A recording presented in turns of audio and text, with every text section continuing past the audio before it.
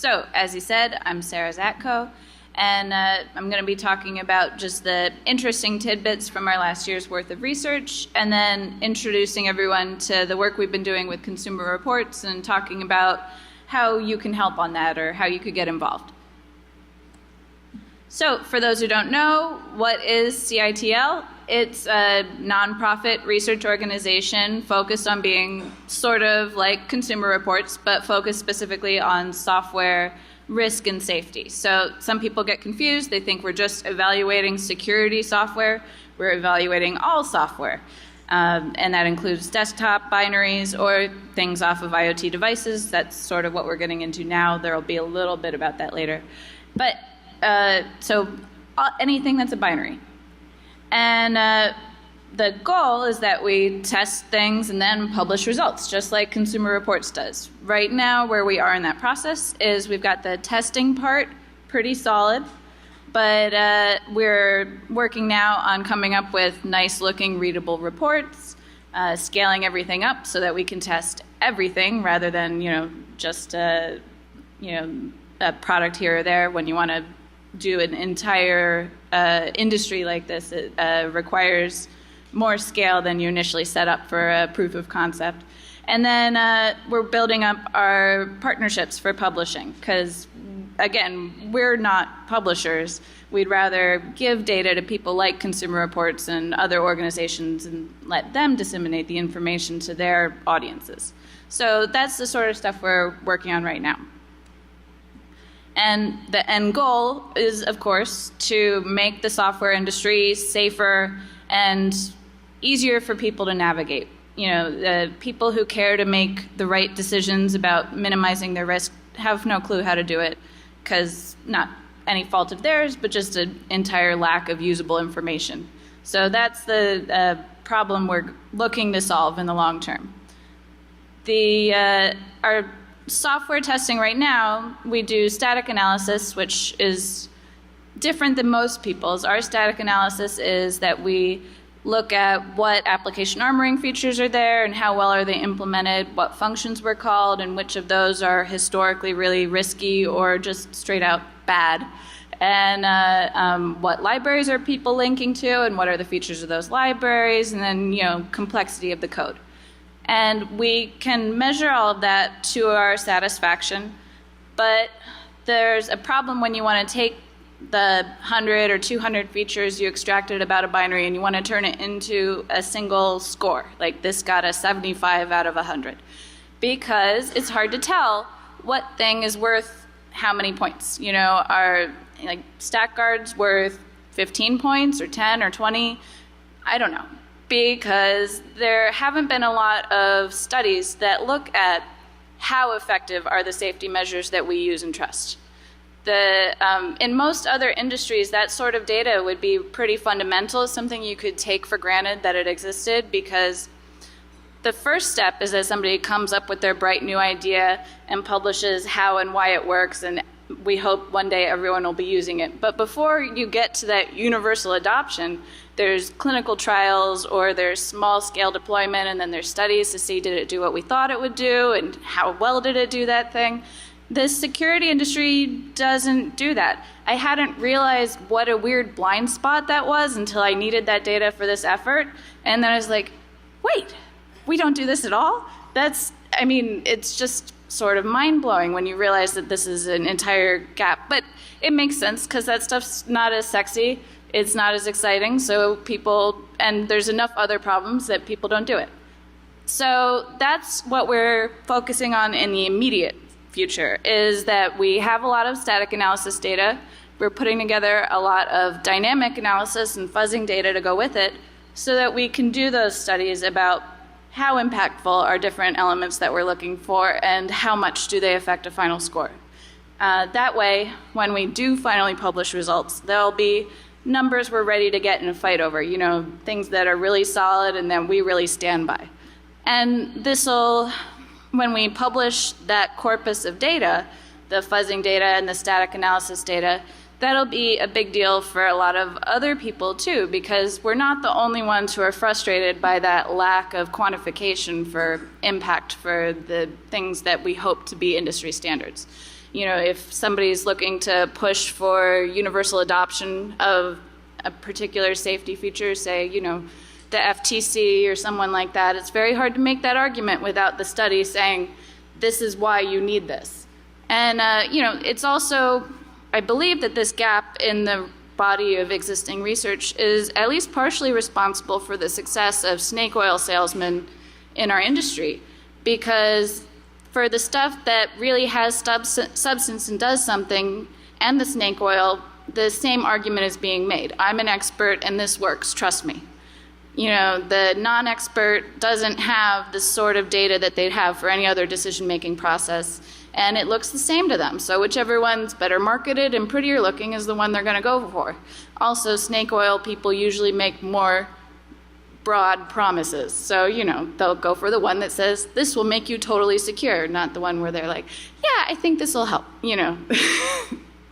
So, I'm very excited about the research we're doing right now to build up that corpus of data, and that's what we're hoping to have as our next big thing, is releasing that.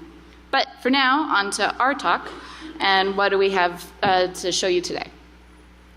So, as I said, we're ramping up our fuzzing capabilities so that we can build up the second half of the data we need for our big longitudinal studies. And so we're going to look at the really early stuff coming out of there and talk a little bit about the fuzzing framework that we're building up. And then we're going to get into the interesting tidbits from our static analysis so far. So we're going to look at comparisons of major OSs, a couple smart TVs, a couple Amazon AMIs, and then for applications, we're going to look at browsers on all those major OSs, and then revisit Microsoft Office for OS X, because there's an interesting case study there. And finally, we're going to talk about our work with consumer reports on the digital standard, which, again, I'm very excited about. It's nice to have so much work to do that you're really feel like it's going to make a difference sometime, you know. Okay, so fuzzing. We've fuzzed about 300 binaries so far, which might sound like a lot in some contexts, but given that we've done static analysis on over 100,000, it's not where it needs to be yet.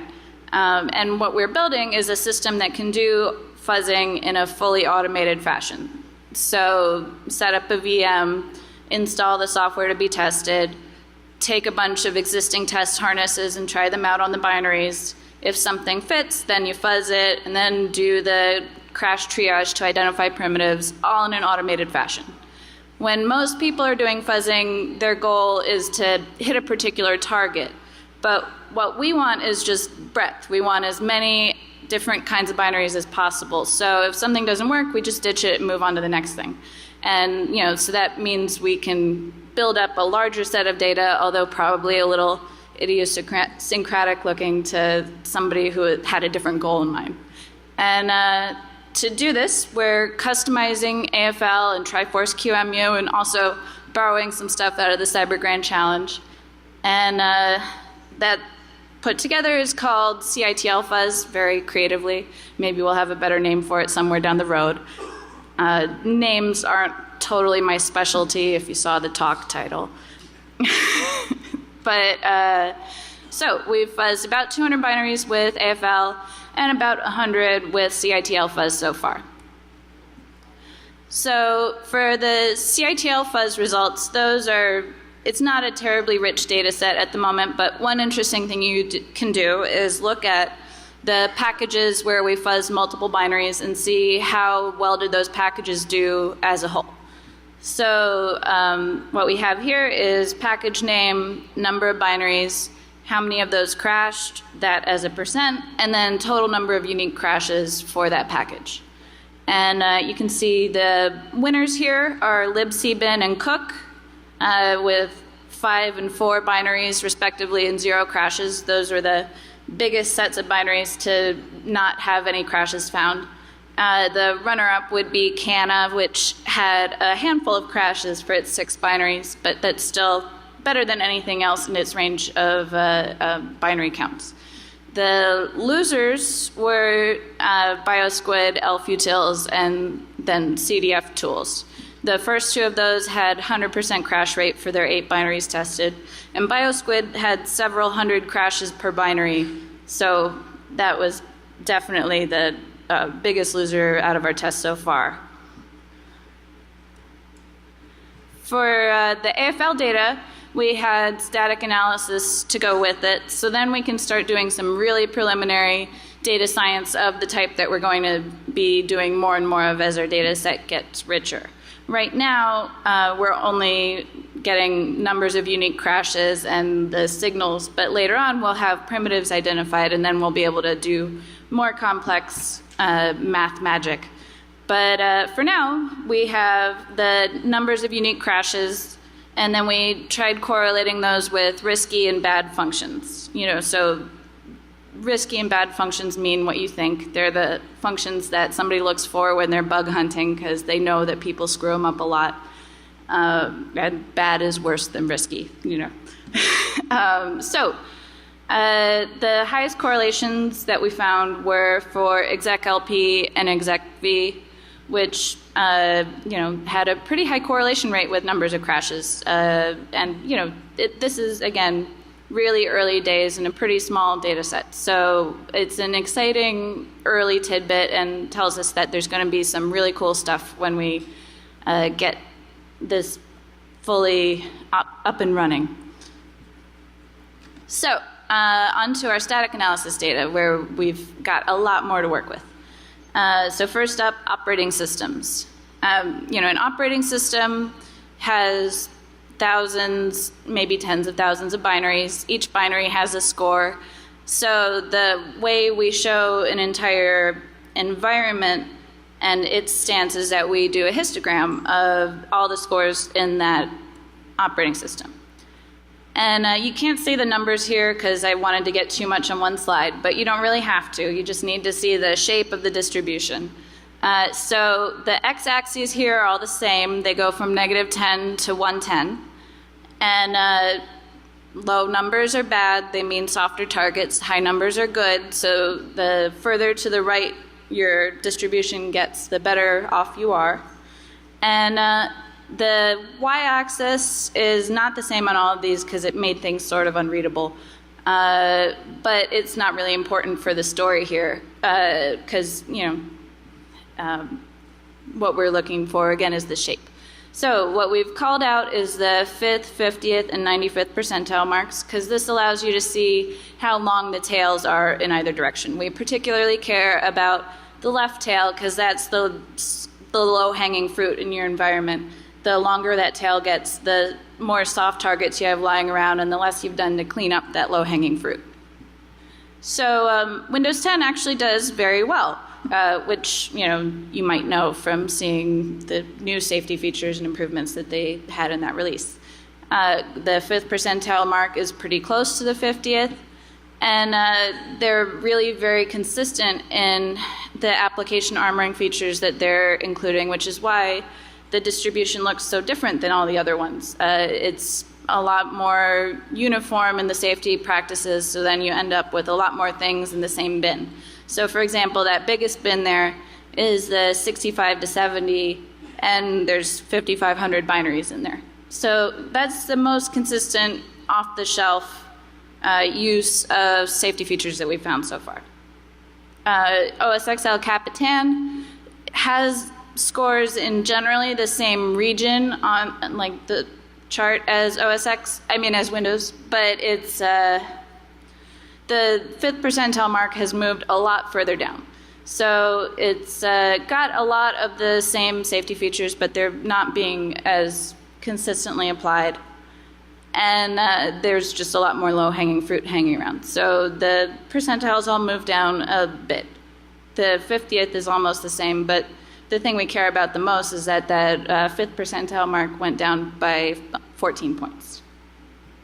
And then on Linux, again, the 5th percentile mark moves noticeably further down the scale, and the distribution gets a little lower as a whole. So, this isn't any sort of surprise to most bug hunters because this correlates exactly with the prices for exploits in these environments. And that makes sense because we're trying to assess the cost to newly exploit software. And so, you get paid for your work. the thing that's harder to exploit, you get more money. But it's nice to know that the pwn-to-own values for these exploits correlated so closely with our results. It's good confirmation that we're measuring what we want to measure correctly. And the last bit of data that we have for standard OSs is that more recently we got some data on Sierra. So then we can do a comparison between Sierra and El Cap to see what improvements have been made. And so Sierra got a bit bigger. No surprise there. Everything always gets bigger. And then ASLR's application rate on El Capitan was already pretty high, but it inched a little closer to 100%. The heap depth was the only safety feature to have a decrease in use, heap data execution prevention, one of the exploit mitigation features that we look for. And this is explained by the fact that most modern OSX compilers, if you compile something as 64-bit, then the flag for heap data execution prevention is off. So the increase in 64-bit matches pretty closely with the decrease in heap depth. This is a worrisome trend in that anytime you have a flag that's off, there's the chance that that safety feature will not be used. Some people argue it doesn't matter, that most modern OSX environments enable heap data execution prevention by default, but that's not always true. In some cases, it'll see you don't have this flag and it'll say, oh, you're not compatible, I'll turn it off. And there's nothing that will go bad if you have the flag on, so have the flag on if you can do it. So I'm not clear on why that's a trend, but it is, and it'd be nice if that got turned around sometime soon.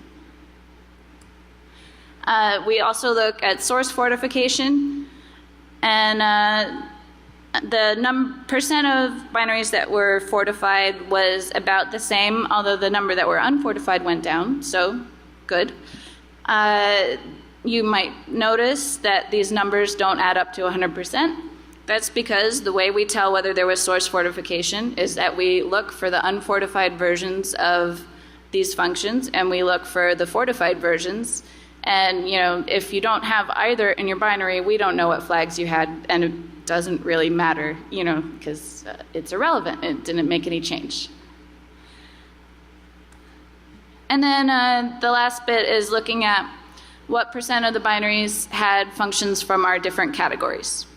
So good, bad, risky, and ick all mean exactly what you think. Ick is just the couple functions that no one should ever use in commercial code. There's not, really it is just 2 or 3 functions. So, it's, you have to be special to get in there. And here, again, the story was pretty positive. Bad and risky both went down by about 10 points, 10%. And then good was actually the biggest increase we saw across the board, going from 8% to 25% of binaries with good functions in them was, a really pleasant surprise. And so next I'm going to look at a chart that shows the impact of corporate policies for software installation. So I'll do some explaining on this one, just bear with me. The blue bars, the ones that are in the middle row, are the base installation for large enterprise organizations, well, large-ish, like 1,000+ employees. Their base OSX install for new employees. So this is the clean installation, everything that's on it, when they give it to the employee.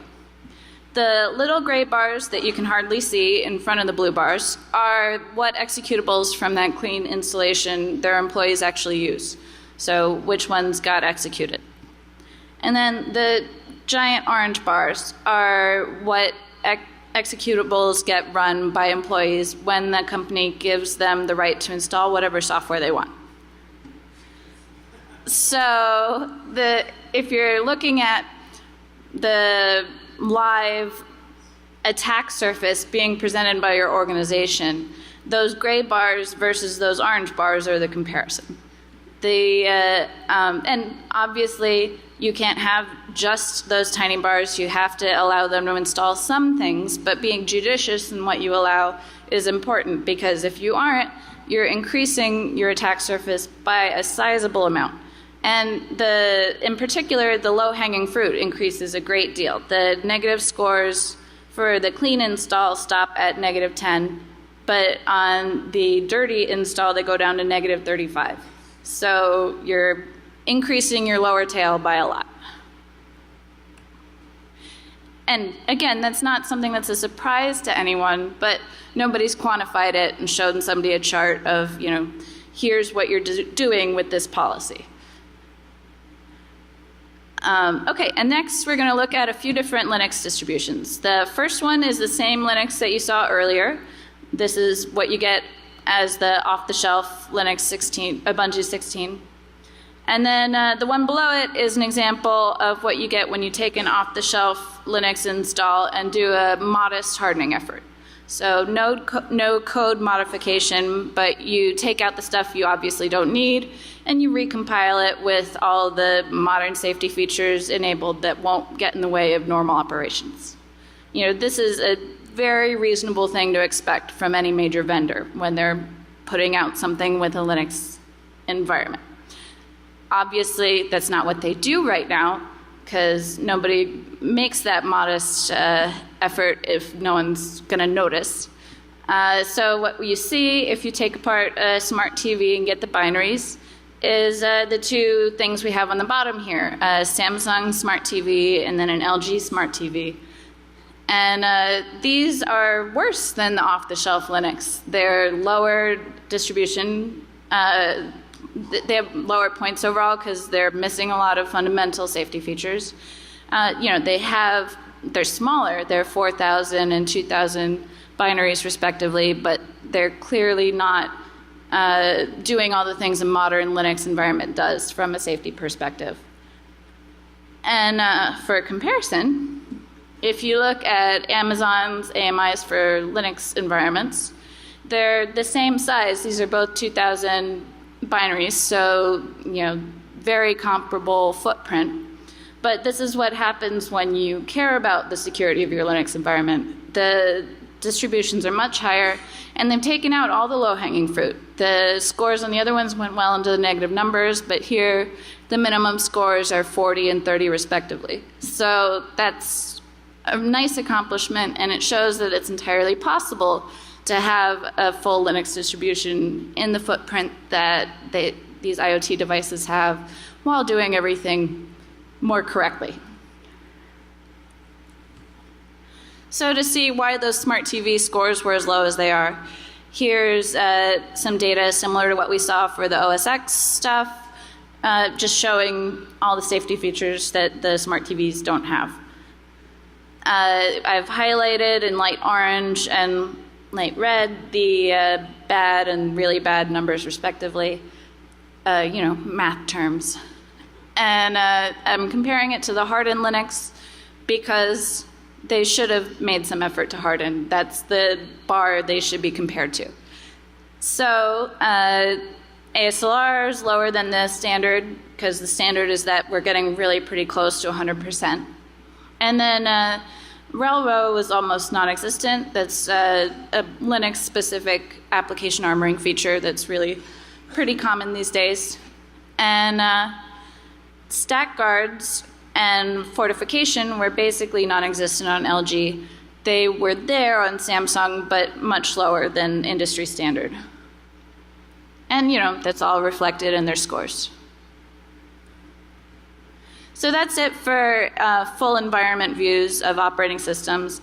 Now we're going to use those histograms as the context for scores for individual applications. And so you see the same histogram that we had for OS X earlier, only now it's showing you where the different application scores fall. And below it, we've got our hardening line, soft targets to the left, harder targets to the right, and we're calling out where specific applications of note fell on that. So for OS X browsers, the Firefox score was not great. Safari was middle of the pack, and then Chrome did decently. Not amazing, but decently. And, this is I don't know, not maybe an earth-shattering result to some people, but again, it's nice to quantify things. For Linux, just to have a third one to throw in, we did Opera. They're clearly a little bit further behind the times in terms of some of the safety features. For Chrome and Firefox, they presented an interesting case. So here, first I'm showing the scores that they got just for the executable, the main executable alone, not taking into account the libraries they're calling. I'm doing this because viewed that way, they got the same score. Granted, the one bit of static analysis that we're still working on is our evaluation of sandboxing. When that gets finished, Chrome will probably gain a few points, so they'll probably get a little further ahead of Firefox there. But right now, they're neck and neck, except when you bring libraries into account, where Firefox falls 15 points behind Chrome. And this is important to point out because this was Firefox's home turf. This was their chance to shine. But, if you bring in libraries that are scoring -10s, then that's going to, be reflected in your permanent record. And, a lot of times when people are figuring out what libraries to use, they think first about functionality, because that is admittedly very important, as is what license it's using. But third place should be its security stance. People fall into the trap of not my code, not my problem, but it's code you're linking to from your product and choosing to execute when your customer runs your product. So you should care about it. That mini rant over onto Windows browsers. So here we looked at Firefox, Chrome, and Edge. And again, Chrome will probably gain a few points when we get the sandboxing thing in place. But for now, Edge being on its home turf got a near perfect score, slightly better than perfect, because they got bonus points for a couple things very few people do. And so not a huge surprise there. Firefox is, again, away from their home turf, so they fell down a bit. And if we were going to pick one of these Firefox binaries to count as the Firefox binary, we would pick the 32-bit, because that was the one we got when we went to their main website and clicked download. It didn't have it explicitly labeled as 32-bit, but when we checked, that's what it was. And, it took a little bit of hunting to find the 64-bit one, so your average consumer is not going to do that. So, you get credit for what you make available. And again, the pwn-to-own values for exploits match up pretty closely with the rankings that we'd give these applications. Microsoft Edge and Google Chrome are at the top, Safari's in the middle, and then Firefox is relatively cheap. And then our last bit of static analysis data that we're looking at is Microsoft Office for OS X. Last year, we beat up a bit on them for Office 2011. People rightly asked, okay, what about 2016? So we bought that and tested it, and presents an interesting story. So here's those bad 2011 scores that we had last year. In particular, their auto-update scoring a 7 was pretty embarrassing, and their average for all binaries in that package was around a 16. So, just not a good showing all around. But when you look at Office 2016, they really did much better. The average binary score increased by 60 points, and the auto-update went from a 7 to a 64. And when a new Office suite comes out, I know I'm not in a big rush to get it, because all the features that I need I already have and I'm using in the current one, and I know that all that's going to happen is they'll have moved a bunch of buttons on me, and it's going to take me a week to be productive in it again. And so, it's not one of my priorities. But sometimes there's more hidden features, and this is an example of that. So if somebody who's responsible for purchasing decisions for a large organization had this sort of data available, then they'd be like, okay guys, sorry, you have to find out new locations for buttons. Like, you know, we're upgrading. So, done with our data that we've collected. Now on to the work we've been doing with consumer reports. In particular, the digital standard, which launched earlier this year, and you can go to this website to see the first draft we put together.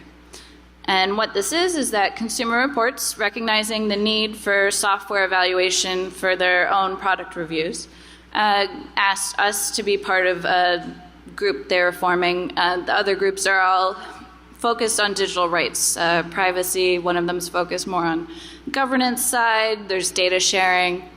You know, they're trying to be a pretty broad view of consumer digital rights. And together we put together this first draft of the digital standard, which is our first stab at a testing standard for how you would evaluate software or IoT products from a digital rights perspective. And we've done a couple initial rounds of testing based on the standard we put together, including the browsers and smart TVs that you saw earlier in the talk. And all those other organizations tested the same devices, but since the full report hasn't been published yet, I'm just sharing our side of that, because that's the part we're allowed to share. Right. So if you go to the website and look at the digital standard, this is what you'll see. Everything gets more technical the further to the right you go. So the leftmost column is the name for a particular criteria, like vulnerability disclosure program. After that is a layperson readable description of what that criteria means. After that is a slightly more technical description of what indicators we're checking for when we're evaluating that criteria. And then after that is a brief description of the test procedure. So if something has a little green check mark by it, like this one does, that means we're pretty happy with this one. It's pretty fully baked, and we feel like we have a test procedure in place that scales well enough for Consumer Reports' needs or some other similar kind of effort. If something has a little flask like the next one does, that yellow flask means usually that we can test this for a single product, but we don't think it scales well enough for testing an entire product vertical. So, you know, there'll be a test procedure there, but it's something that needs work in order to figure out how to make it be more automated. And then if something has a little red exclamation point, that means that none of the groups that are part of this coalition right now have an in-house capability to test this thing. And that's why that column's blank. And so if you go to the site, all of this is linked to the GitHub page. So, you know, if you read a criteria or a description of something and you think we didn't word it right or we're barking up the wrong tree, you can click and go to GitHub and comment and propose a change. If you have some way of turning one of our orange or red icons into a little green check mark, then you can let us know that, and we'd love to get input on how to make our overall procedure more complete. There was some question as to if we don't have the ability to test something, why are we including it? It's because we think those things are important and that an evaluation of a product would be incomplete if it wasn't there. But, you know, and us not having the in-house capability to test it right now doesn't change that. And in this case, what I mean by us is the total, all the groups that are part of the digital standard, not just CITL. We're just we're only responsible for a couple of these criteria, thankfully. So if you are interested in the digital standard and want to be a part of that, I encourage people to go to the website and get on GitHub and or look at our bits where we're missing something and think about whether that could be a new research project. And then if you have anything follow up for CITL, our contact info is at the top here. So thank you very much.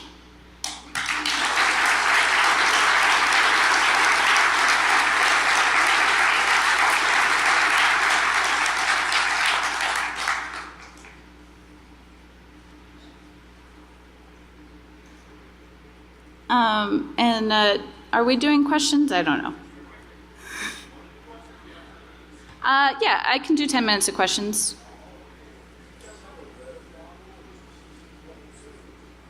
We're a nonprofit, so we're figuring out a way to support the organization while sharing as much data as we can.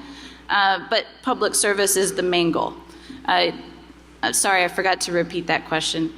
But he just wanted to know whether what the business model was. Yes? Have you looked at historically impactful vulnerabilities to binaries and things like that? So he wanted to know if we're looking at historically impactful vulnerabilities and those binaries. And we're not looking at historic data right now because we've got more than enough present day data, and we're using the fuzzing data to compare against. When we publish our corpus of all the static analysis data and fuzzing data, then somebody else would be welcome to do that study. It's just, you know, the so many hours in the day kind of deal.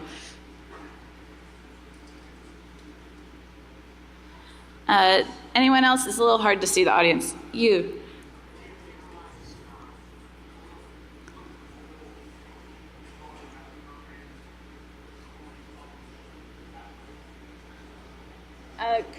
Could you say that louder?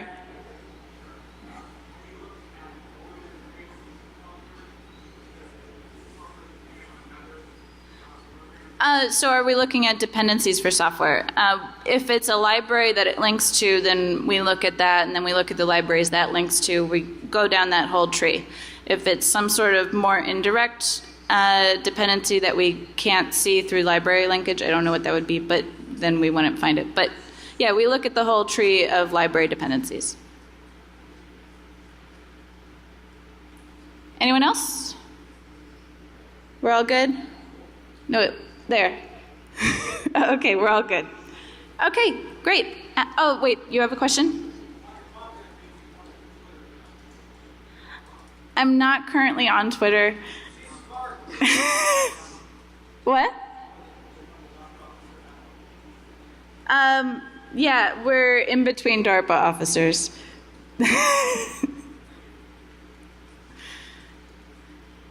Okay, so everyone's good?